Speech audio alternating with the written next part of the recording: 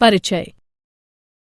गौरव, अम्ल में पानी मिलाते समय सावधान रहो। पानी मिलते समय अम्ल को हिलाते रहो। ऐसा क्यों मैम?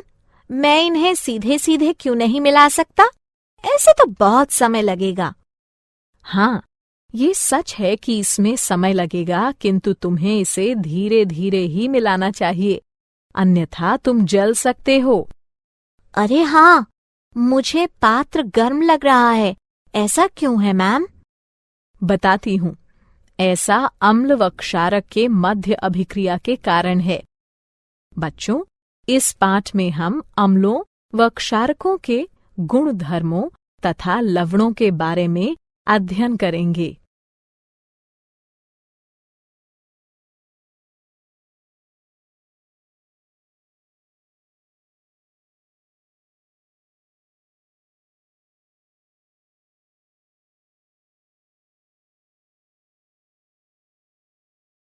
उद्देश्य। इस पाठ के अंत में आप निम्न करने में सक्षम हो जाएंगे। अम्लों व क्षारकों के रासायनिक गुण धर्मों की व्याख्या करना। अम्लों व क्षारकों के सामान्य गुण धर्मों को पहचानना। अम्लों व क्षारकों की प्रबलता का वर्णन करना। लवणों की व्याख्या करना।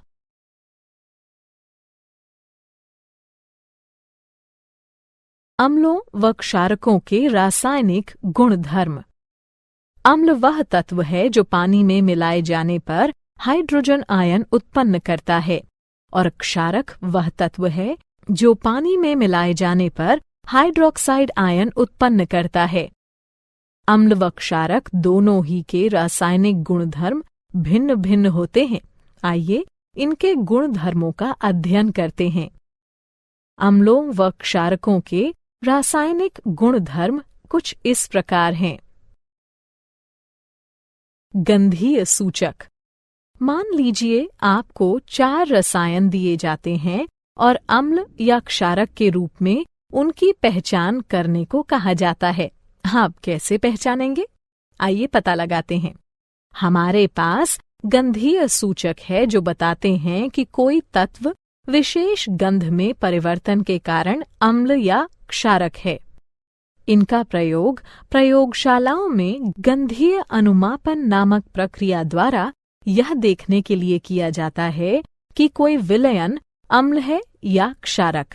गंधीय सूचक इस सिद्धांत पर कार्य करते हैं कि जब कोई अम्ल या क्षारक किसी तत्व में मिलाया जाता है तो उसकी गंध का पता नहीं लगाया जा सकता। उदाहरणार्थ, लाल पत्ता गोभी का रस। इस द्रव का रंग नीला बैंगनी होता है, परंतु जब यह अम्लीय तत्वों के संपर्क में आता है तो लाल हो जाता है, और जब क्षारक के संपर्क में आता है तो हरा या कभी-कभी पीला हो जाता है।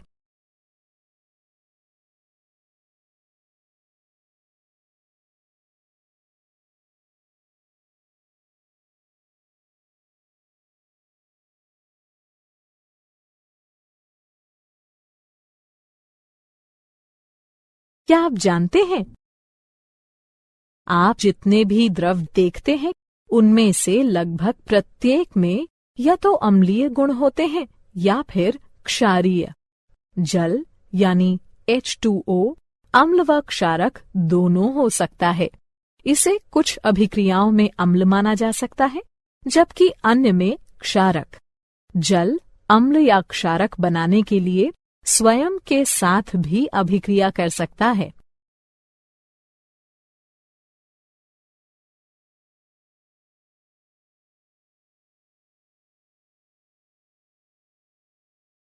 अम्लों व क्षारकों की अभिक्रियाएं। आइए वापस वहीं चलते हैं जहां गौरव को मिक्सिंग बीकर गर्म लगा था। जब अम्ल को क्षारक के साथ मिलाया जाता है तो वह ताप उत्पन्न करता है। इसके कारण मिश्रण आस्फलित होकर बाहर आ सकता है। इससे आप जल सकते हैं। साथ ही अत्यधिक स्थानीय ताप के कारण कांच का पात्र टूट भी सकता है। अतः अम्लों व क्षारकों के साथ कार्य करते समय हमें सावधान रहना चाहिए। आइए अब अम्लों व क्षारकों की धातुओं, धात्विक कार्बोनेटों व धात्विक हाइड्रोजन कार्बोनेटों के साथ परस्पर विभिन्न अभिक्रियाओं पर विचार करते हैं। धातुओं के साथ अभिक्रिया। हाइड्रोजन के ऊपर सभी धातुएं तनु अम्लों के साथ उनके संगत लवण बनाने व हाइड्रोजन को मुक्त करने की प्रतिक्रियाशीलता श्रृंखला में अभिक्रिया करती हैं। पोटेशियम, सोडियम व कैल्शियम जैसी सक्रिय धातुएं भी इसी प्रकार अभिक्रिया करती हैं, किंतु अम्लों के साथ मिलाए जाने पर विस्फोट कर देती हैं। धातु कार्बोनेटों व धातु हाइड्रोजन कार्बोनेटों के साथ अभिक्रिया। अम्ल धातु कार्बोनेटों व धातु हाइड्रोजन कार्बोनेटों के साथ उनके संगत लवण, जल व कार्बन डाइऑक्साइड बनाने के लिए अभिक्रिया करते हैं। परस्पर अभिक्रिया। अम्ल व क्षारक एक दूसरे के रासायनिक विलोम हैं। इनकी परस्पर अभिक्रिया एक दूसरे के प्रभाव को शून्यकृत कर देती है। इसे उदासीनता अभिक्रिया कहते हैं। इस अभिक्रिया में किसी अम्ल को क्षारक के साथ मिलाया जाता है और ऐसा करने से जल का एक अणु तथा विशिष्ट लवण बनता है। धात्विक व अधात्विक ऑक्साइड की अभिक्रियाएं। अब जबकि आप देख चुके हैं कि अम्ल व क्षारक धातुओं व हाइड्रोजन कार्बोनेटों से तथा परस्पर कैसे अभिक्रिया करते हैं, आइए देखते हैं कि अम्ल धात्विक ऑक्साइडों के साथ तथा क्षारक अधात्विक ऑक्साइडों के साथ कैसे अभिक्रिया करते हैं। धात्विक ऑक्साइडों की अम्लों के साथ अभिक्रिया। वे ऑक्साइड जो हाइड्रोक्सिल आयनों को उनके अणुओं से संलग्न करते हैं, क्षारकीय ऑक्साइड कहलाते हैं। ये ऑक्साइड अम्लों के साथ अभिक्रिया करने पर उदासीन हो जाते हैं। क्षारकीय हाइड्रोक्साइड अम्ल, लवण तथा जल उत्पन्न करने के लिए उदासीनीकरण अभिक्रिया करते हैं। अधात्विक ऑक्साइडों की क्षारकों के साथ अभिक्रिया। कैल्शियम हाइड्रोक्साइड की कार्बन डाइऑक्साइड के साथ अभिक्रिया लवण तथा जल उत्पन्न करती है। ये अभिक्रिया क्षारकों व अम्लों के मध्य होने वाली अभिक्रिया के समान है। इससे सिद्ध होता है कि अधात्विक ऑक्साइडों की प्रकृति अम्लीय होती है।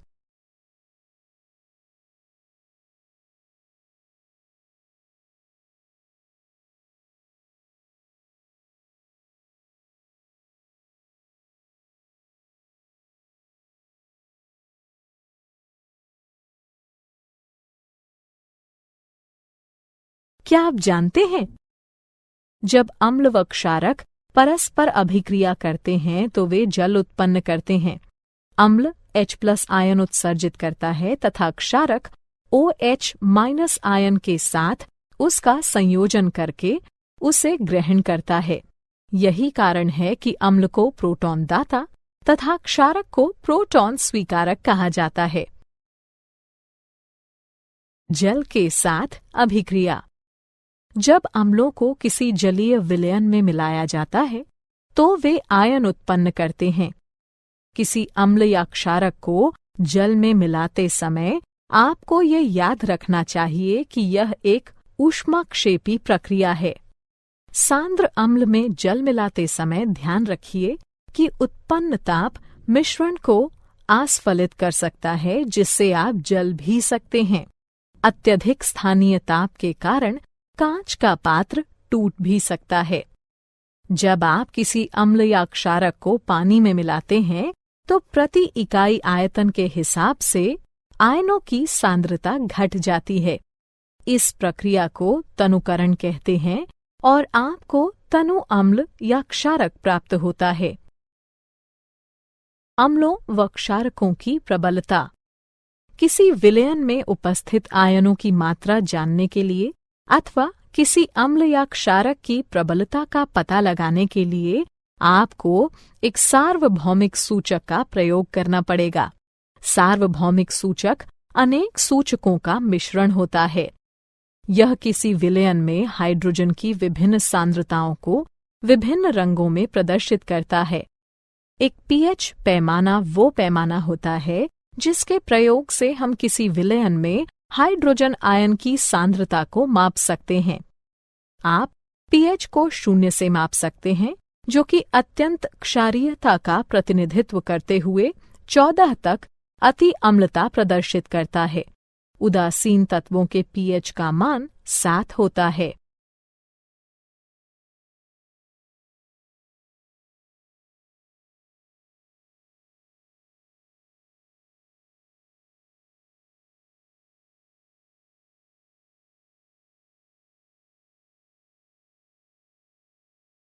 क्या आप जानते हैं, सभी अम्लों के गुण धर्म समान होते हैं। आप जानते हैं कि धातुओं के साथ अम्लों की अभिक्रिया कराए जाने पर हाइड्रोजन गैस उत्सर्जित होती है। इससे सिद्ध होता है कि हाइड्रोजन सभी अम्लों में विद्यमान है।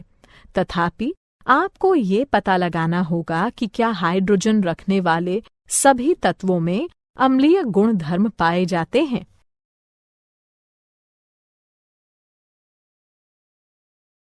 दैनिक जीवन में पीएच का महत्व। आइए अपने दैनिक जीवन के कुछ ऐसे उदाहरणों को देखते हैं जहां पीएच एक महत्वपूर्ण भूमिका निभाता है। मृदा या मृदा अभिक्रिया का पीएच मृदा की अम्लता अथवा खारापन बताता है। इसे पीएच इकाइयों में मापा जाता है। इसे हाइड्रोजन आयन सांद्रता के ऋणात्मक लघुगणक के रूप में परिभाषित किया जाता है। मृदा में हाइड्रोजन आयनों की मात्रा में वृद्धि के साथ मृदा का पीएच भी बढ़ जाता है और मृदा की अम्लता में वृद्धि कर देता है।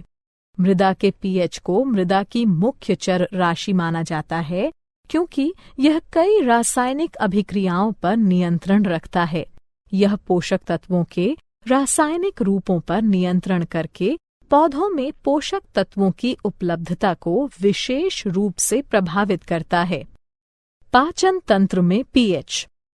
हमारा उदर हाइड्रोक्लोरिक अम्ल उत्पन्न करता है, जो कि उदर को हानि पहुंचाए बिना भोजन पचाने में सहायता करता है। जब उदर अत्यधिक अम्ल उत्पन्न करने लगता है तो यह अपच हो जाता है तथा उदर में दर्द व जलन होने लगती है। इस दर्द से छुटकारा पाने का उपाय क्षारकों का प्रयोग है, जिन्हें प्रत्यम्ल कहते हैं, जो कि अतिरिक्त अम्ल को उदासीन कर देते हैं। पीएच परिवर्तन के कारण दंतक्षय। दंतक्षय का कारण है दंतवल्क का संक्षारण। कैल्शियम फॉस्फेट से निर्मित दंतवल्क हमारे शरीर का कठोरतम पदार्थ है। यह जल में विलेय नहीं है, किंतु मुख की पीएच का मान 5.5 से कम होने पर यह संक्षारित हो जाता है। हमारे मुख में उपस्थित बैक्टीरिया भोजन के बाद मुख में बची अवशिष्ट शर्करा तथा खाद्य पदार्थों का निम्नीकरण करके अम्ल उत्पन्न करते हैं। इसे रोकने के लिए भोजन के पश्चात हर बार मुंह साफ कीजिए। साथ ही क्षारीय टूथपेस्टों का प्रयोग करने से अतिरिक्त अम्ल उदासीन होता है तथा दंत क्षय रुक जाता है।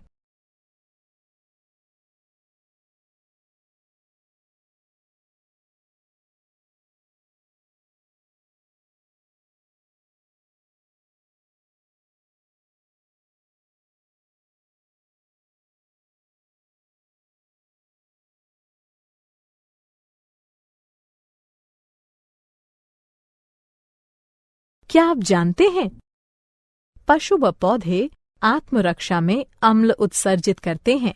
उदाहरणार्थ मधुमक्खी का डंक, चींटी का डंक या बिच्छू पौधे के कांटे। ये पौधों व पशुओं को प्रकृति द्वारा प्रदत्त आत्मरक्षा यंत्र रचनाएं हैं।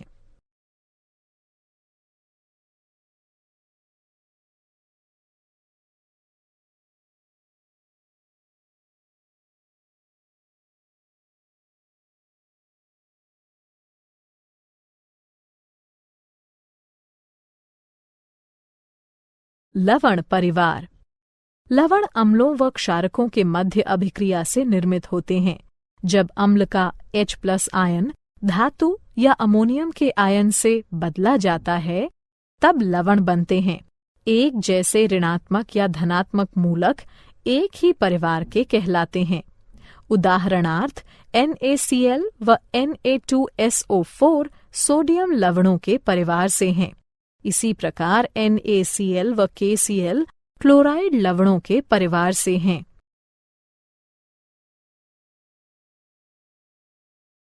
लवणों का pH। यहाँ लवणों का pH दिया गया है। एक प्रबल अम्ल व एक प्रबल क्षारक 7 pH के मान का होता है। एक प्रबल अम्ल व एक दुर्बल क्षारक 7 से कम pH के मान का होता है। एक प्रबल क्षारक व एक दुर्बल अम्ल 7 से अधिक pH के मान का होता है।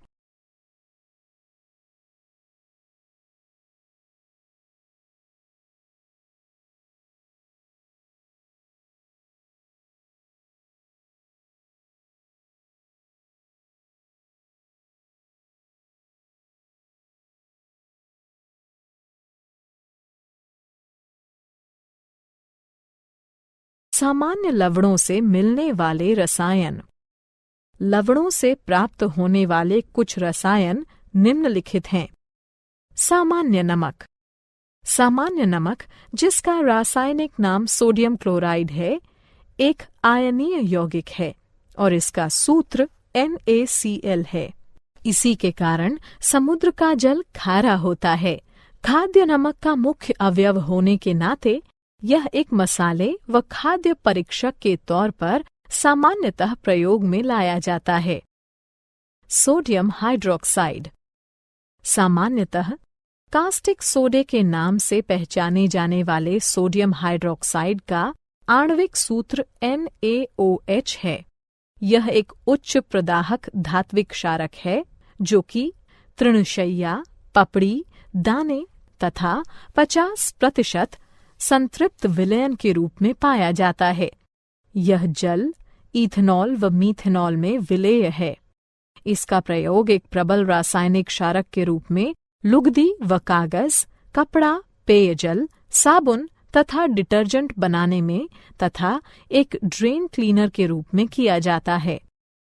विरंजक चूर्ण।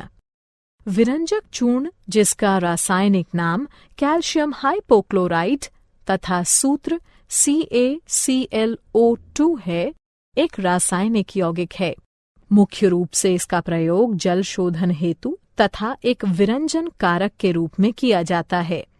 यह एक सापेक्षिक रूप से स्थिर रसायन है और इसमें सोडियम हाइपोक्लोराइट की अपेक्षा क्लोरीन अधिक पाई जाती है। खावन सोडा।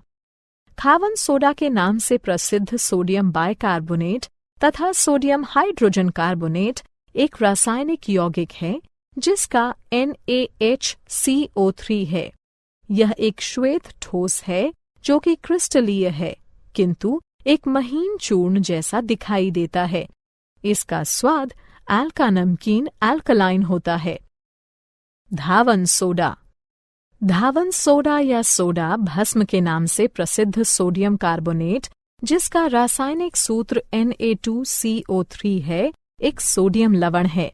इसे वाटर सॉफ्टनर के तौर में प्रयोग में लाए जाने के कारण घर घर जाना जाता है।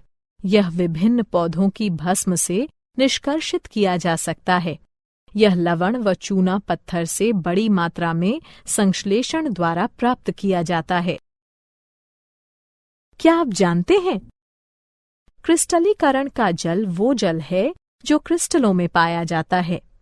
यह क्रिस्टलीय गुणधर्मों के संभरण में आवश्यक है किंतु पर्याप्त ऊष्मा द्वारा हटाए जाने में समर्थ है। यह किसी दिए गए तापमान पर निश्चित लवणों द्वारा छोड़े गए जल का कुल भार होता है।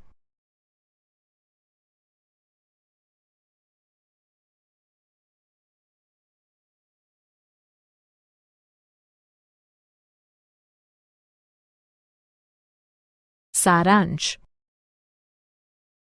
आइए हमने जो कुछ सीखा है उसे संक्षेप में दोहराएं। अम्ल वो पदार्थ है जो जल में मिलाए जाने पर हाइड्रोजन आयन उत्पन्न करता है, जबकि क्षारक वो पदार्थ है जो जल में मिलाए जाने पर हाइड्रोक्साइड आयन उत्पन्न करता है। गंधीय सूचक पदार्थ विशेष की गंध में परिवर्तन के द्वारा ये बताते हैं कि वह पदार्थ अम्ल है या क्षारक। आप जो भी द्रव देखते हैं उसमें या तो अम्लीय लक्षण होंगे या फिर क्षारकीय। हाइड्रोजन से ऊपर सभी धातुएं अपने अपने लवण बनाने व हाइड्रोजन को मुक्त करने के लिए अभिक्रियाशीलता श्रृंखला में तनु अम्लों के साथ प्रतिक्रिया करती हैं।